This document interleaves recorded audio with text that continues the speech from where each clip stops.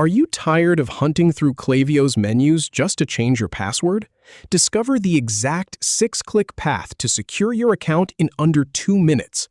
We'll start in your profile menu, then walk through each password field and finish with the Save button.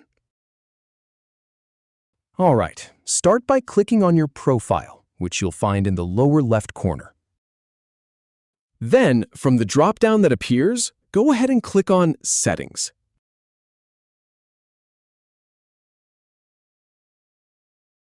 Now, within Settings, look for the section labeled Login Password. Go ahead and type in your current password.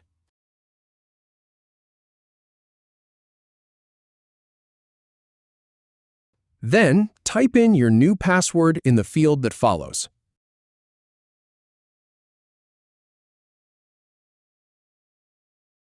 To double-check, verify your password by entering it once more. Once all that's filled in, just click Save and you're done. If you have any feedback or if any info is inaccurate, please leave a comment below. We'll do our best to answer or redo the video if needed. Thanks for watching.